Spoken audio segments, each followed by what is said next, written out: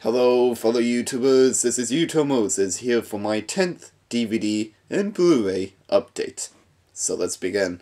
First one I got is Roman Holiday, the Audrey Hepburn edition, which is about a princess who's bored and sheltered by her father, and then one day escapes and meets up with an American in a tour of Europe, and they just start falling in love with each other. Now, this is considered a classic among people, and I just thought I'd pick this up for only $5 at Future Shop, and I don't know if it has all the special features as it does with the Centennial Collection. I just know that it just has a lot of special features on it. Don't know if that's from the other copy released by Paramount, but maybe I'll have to look that up. Next one is The Fresh Prince of Bel-Air, starring Will Smith in this TV show. And after watching a couple episodes of these, I never thought I forgot how funny Will Smith is in this show. And I need to get a couple more of these volumes. Next one is The Yakuza, starring Robert Mitchum as a samurai warrior who returns to Japan to try and rescue his friend's daughter from a Japanese gang, only to end up in the mafia. Now, I've seen this at the flea market for several weeks, and I finally decided to buy it, and haven't watched it yet because I just got it yesterday, and hopefully I'll enjoy it. Next one is The Grifters, starring John Cusack, Angelica Houston, and Annette Bening, and they all play con artists. And it just shows the ups and downs of what each con artist goes through, from swindling to gambling to fooling others into getting their wealth and riches. And knowing that it stars these actors, it's bound to be a dark comedy of some kind, and hopefully I'll enjoy it. And I only got this for like $1.50 at the flea market as well. And the next one, this one deserves a neat intro. Brazil Criterion Box Set! So, for those of you that don't know what Brazil is all about, it's about a bureaucrat working man who accidentally gets himself into trouble and got himself considered to be the #1 enemy of the state, and needs to look for the real terrorist bomber that's been terrorizing all of Brazil. And it takes place in 1985-ish. I'm not sure by that, but one of the working titles for this film was going to be 1985 and a half. So, there you go.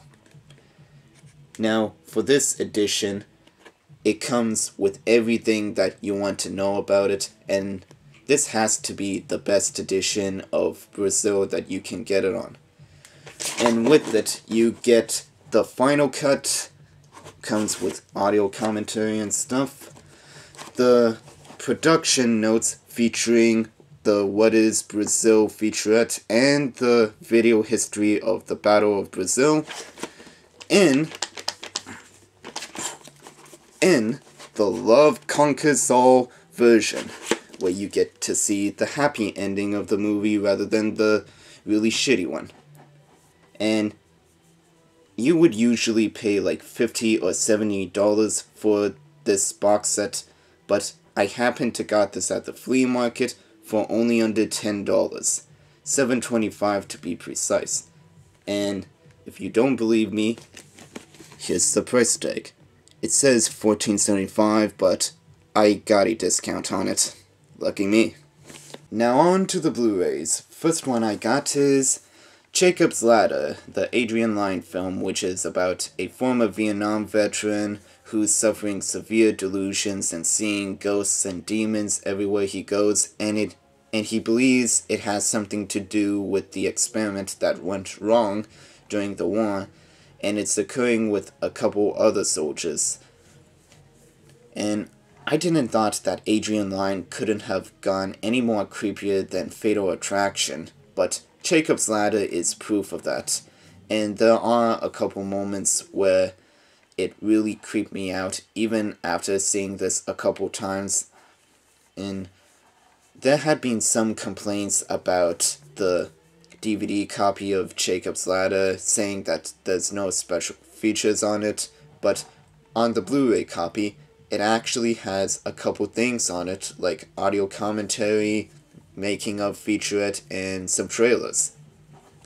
And I only got this for like $8, so yeah, I would say this is worth it. Next one is Jackass 3. I liked the first Jackass and second, so hopefully I'll enjoy this one. Got it at the flea market with my credit, and if I was to pay full price for it, I mean for all of it, it would be like $11.25. And the thing about this is that it doesn't have the 3D feature on Blu-ray, but it does on DVD. And it comes with the 3D glasses, which you need to wear in order to watch it in 3D.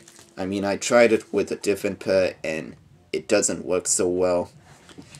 And it just makes me wonder why they can't interpret the 3D into every DVD movie that's being released in the 3D format. Or better yet, why they can't do it with Blu-ray and put it into the same edition instead of trying to get a quick buck and releasing it separately.